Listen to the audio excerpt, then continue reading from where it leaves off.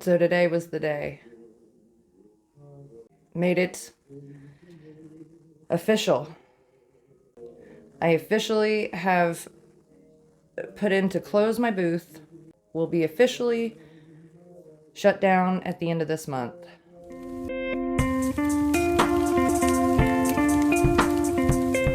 Hey y'all, welcome back to my channel. My name is Amanda. I am a small reseller. I currently sell on eBay as well as Niknax, which is a new marketplace hosted on district.net. It was started by Jocelyn, the crazy lamp lady. If you haven't gotten a chance to check it out yet, there is a link in the description of my video and on my YouTube page that will connect you over to my store. But go check it out. Go check out all the other sellers over there too. There's a whole lot that have onboarded. Over 16,000 something listings. It's growing by the day. Go check it out, guys. And check out my eBay store too while you're at it. The link is also in the description. No pressure to buy anything. Just feel free to go browse, look around. Okay, guys, so like I said, I officially closed up my antique booth. It will be completely closed at the end of this month. So I went ahead and grabbed a few things out of there today. And, you know, not everything in my booth is worthless, but not all of it's super high value stuff either. And so I've kind of been separating out what will, you know, still be good to bring back and list and versus what I will just donate. So I have a few pieces set over here, some of which I brought back from the booth today. And I thought we could go over them real quick. The first one I'm going to show you is this cute ceramic serving tray, I suppose you'd say, divided like vegetable snack serving tray. Obviously, it has suggestions of what you should be serving already there for you. So no chips, no cracks on it. This one here is made by Tilso in Japan. I'm going to take the little mushroom out of his center there. So if I was keeping this, I would probably apply something maybe along the bottom of this, because it does sit, it screws on, but it doesn't screw too tightly. So if you had something else like right there that it could snug up against, that would probably be better, but it technically still works. These pieces are often loose. So this here would be the toothpick holder for it, and he's in the shape of a little mushroom, and he's glazed. There is in a couple of these holes like something sticky. I don't know if it's wax or what it is, but something. So he does have one. Oh, I might say that's more than a flea bite. It certainly doesn't impact the piece much, but something, you know, definitely to note. And there's his bottom. So this is his original screw, wood screw thing. You may even be able to replace this. The threading in here looks fine, so I don't know. My suggestion would be, and this is what I would do if I was keeping it, would just to be put something right there on the bottom, even if it's hot glue or something, just to give it something to snug up against when it's attached, because it screws through the center here. But there's no chips or cracks that I can find anywhere on this part. These are fairly common. They were mass produced and everything. Still really cute. Neat piece. Some of the remnants of the original, what was that, Tilso Japan sticker are there. And then it's, of course, underglazed, black marked in Japan. And it's got these little feet on it, so really cute.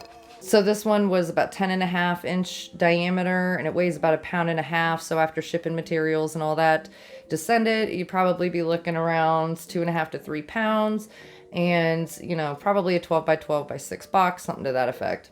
I plan on listing this one on eBay, and I should have it uploaded a little bit later today. Generally, these pieces go for that kind of $12 to $18 mark. I honestly haven't looked up comps for this. I'll take a look after I do this video, and I'll put some up here if I found any. But just off the top of my head, for what it is, it's a, you know, vintage, mid-century, divided serving tray. It's ceramic. It's, you know, hand painted. It's glazed.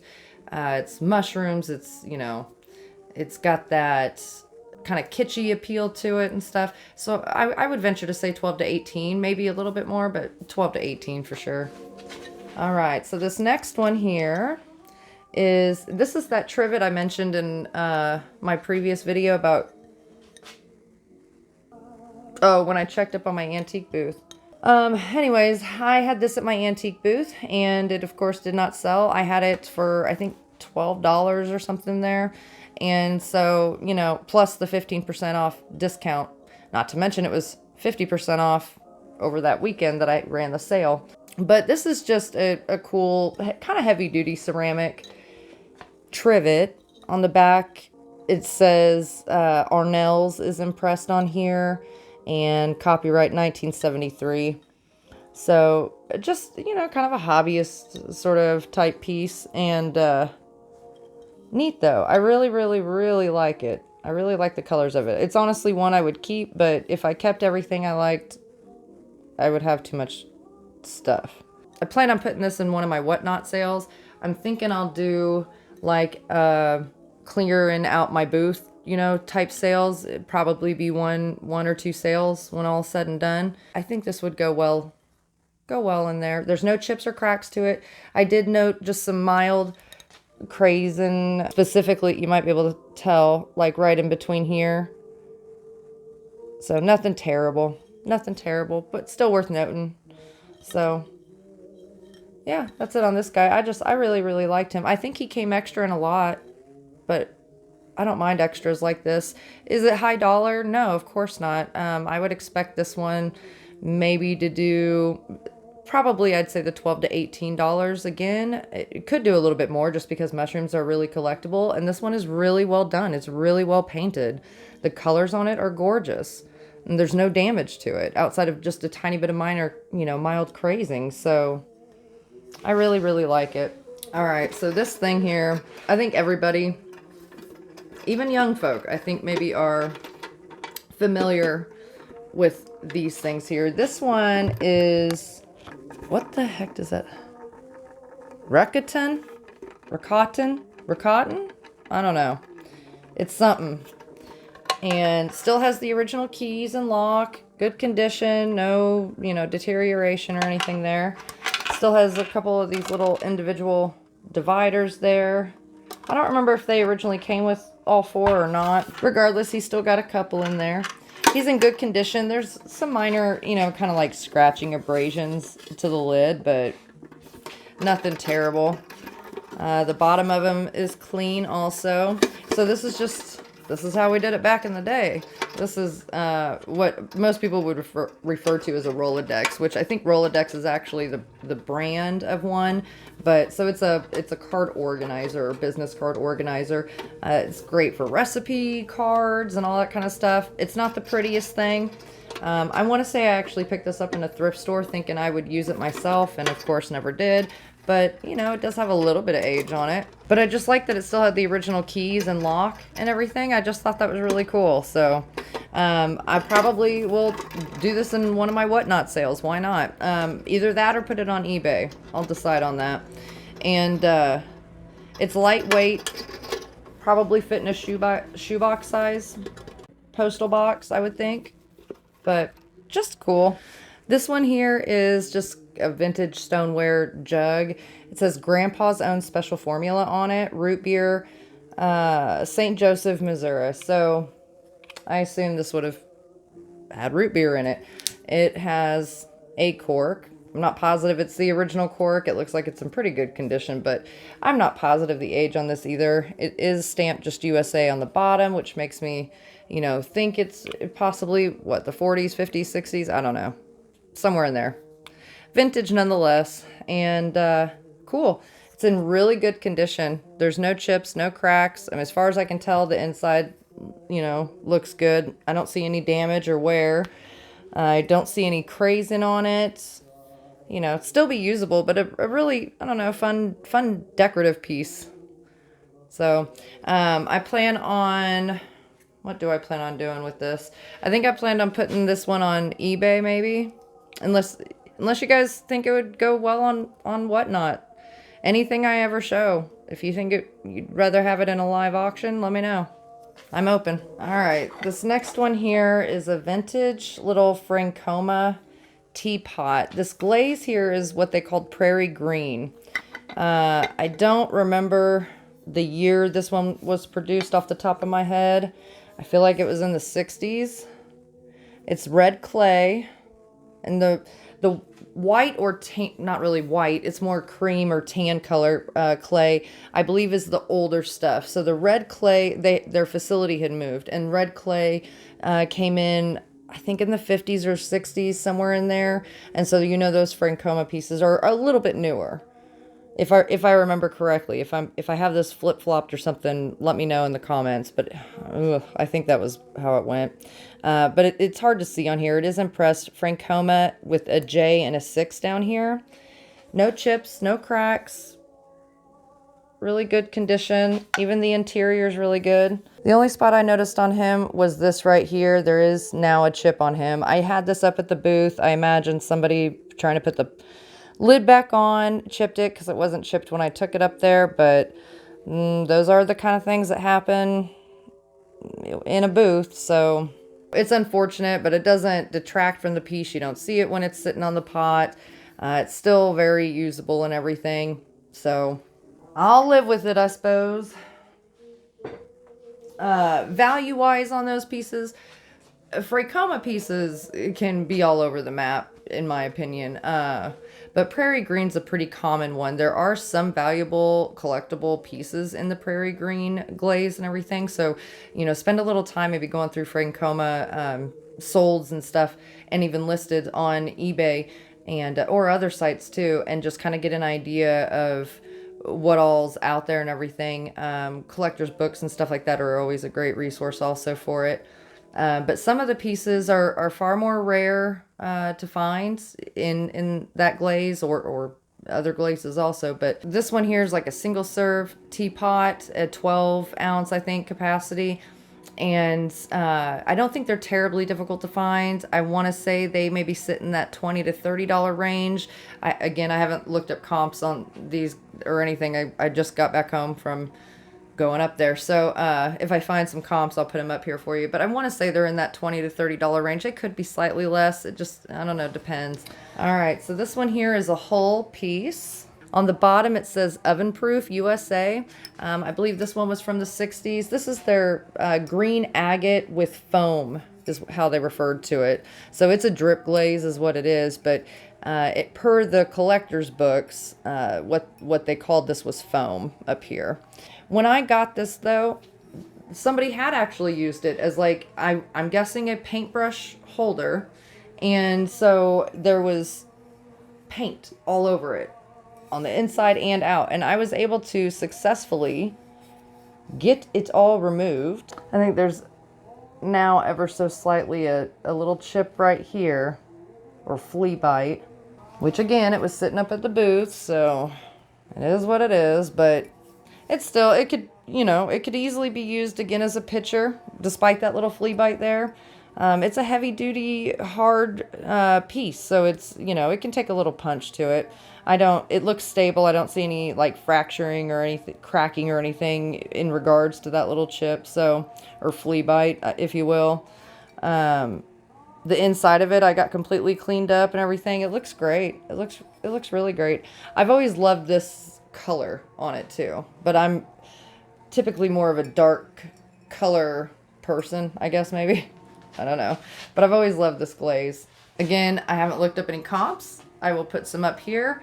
Off the top of my head, I would venture to say probably in that $12 to $18 range for it. It's a fairly common piece, decently easy to find, come across, that kind of thing. So I don't think that these ones in particular carry a huge value. They are also some of the newer hauls. So they're, you know, this one I think came out in the 1960s and stuff like that. So, but I really love their stoneware pieces like that, ovenware, oven proof as they call them.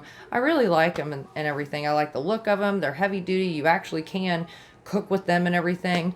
I think that they work a lot better than some of the more modern cookware pieces that you know, or ovenware pieces that we have today. So, all right. So this piece is by Jeanette Glass, and I don't remember when they produced this, if this was the 60s or 70s or what.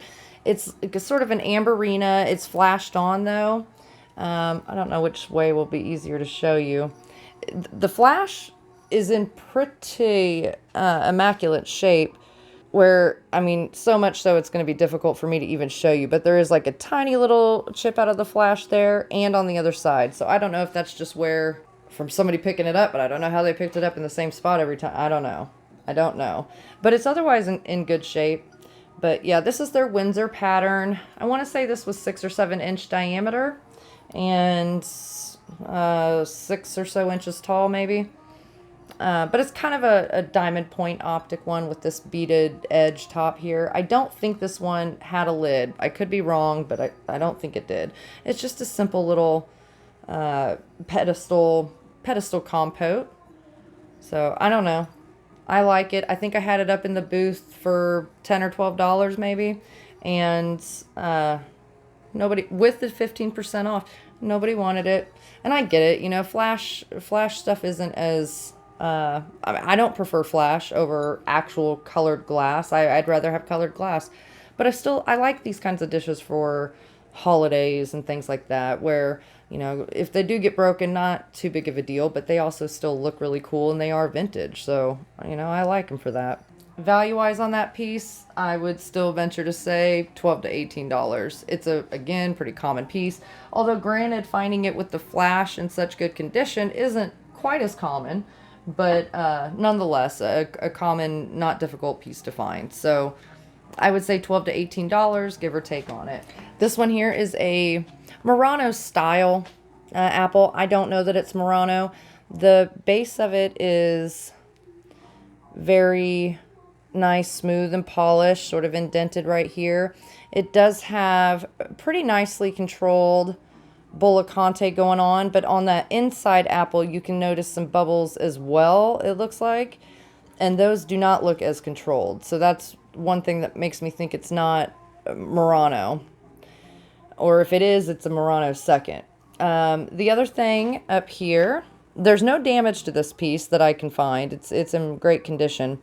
I didn't have this one up at the booth. I had actually been planning on just showing you guys this one and getting it listed or putting it in a sale.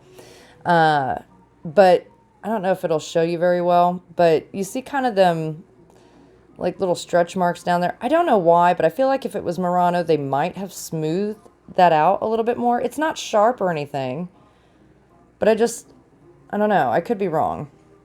Maybe that is how Murano pieces look. I don't know. But then it has this, like applied leaf up here, and I assume this part is applied as well. I don't know if this would actually be called Sommerso, but that's what it reminds me of, is like a Sommerso.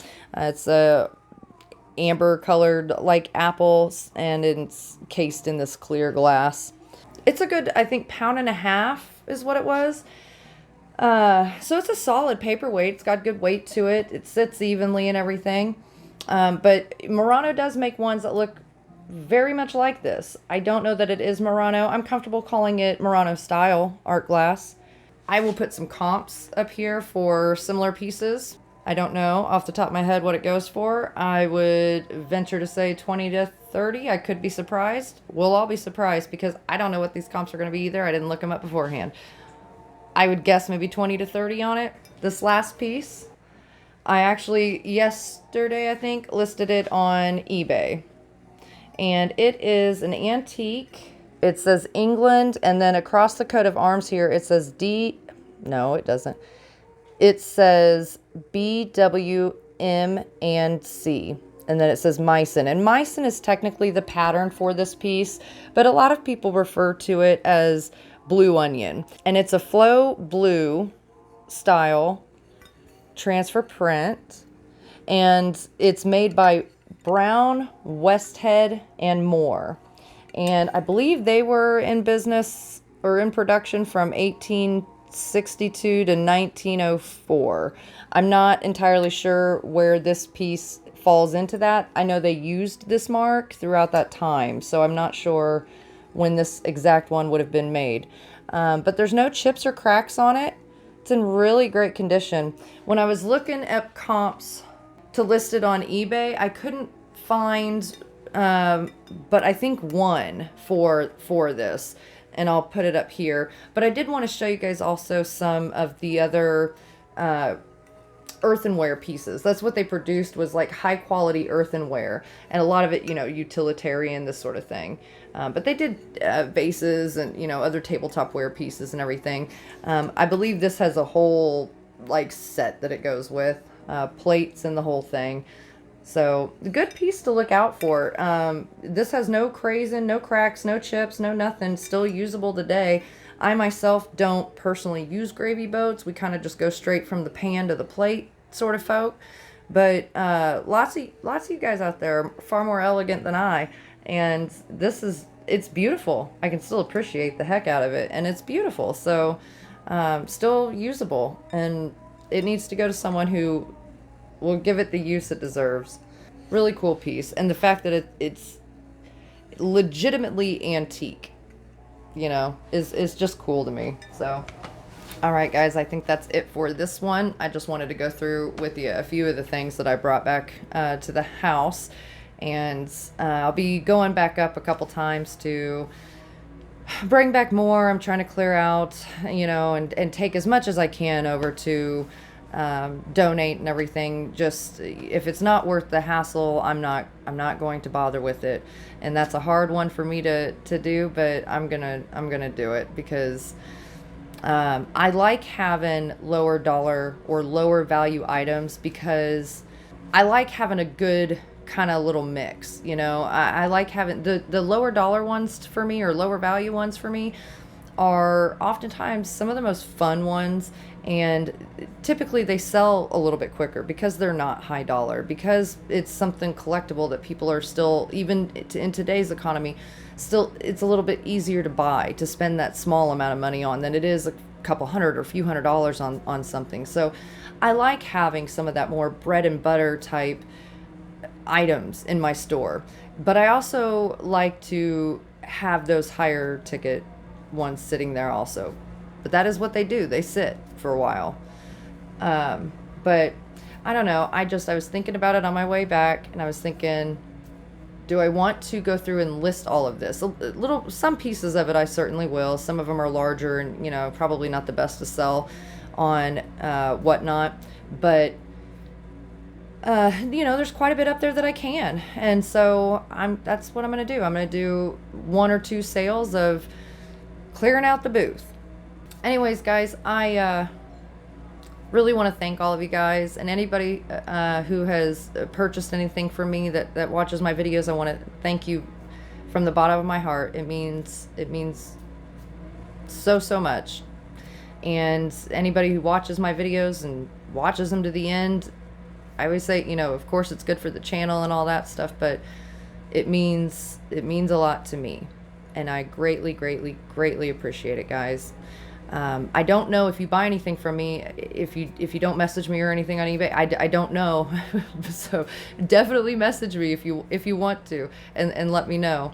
And you know, I really enjoy putting out the videos for you guys and everything. And I have my first whatnot sale tomorrow at 7 p.m. It doesn't look like anybody's showing up yet. And I don't know, if nobody shows up, how long do I sit and wait? Like, I will wait it out for a while, but how long do I sit and wait if nobody shows up? I didn't think that far ahead. I did try to find the answer on their site, though, and I haven't found that answer yet. I might have to call them. I don't know. I don't know what you're supposed to do. Maybe that's never happened before. I'm going to be the first one this happens to now. Okay, I better call them. So, anyways, guys, I hope to see you there. And it's kind of my trial run, my get my feet wet sort of sale. It's not going to be anything super important. I did try to throw in some nicer, you know, things and everything in there for you guys, so it wasn't just boring, you know, entirely knick-knack stuff. Anyways, we'll see how it goes, and I hope to see you guys there. You don't need to buy anything. no pressure or anything. Just come on over and hang out. Watch me attempt to figure out how to run this thing. It'll be fun. So I will see you guys on the next one.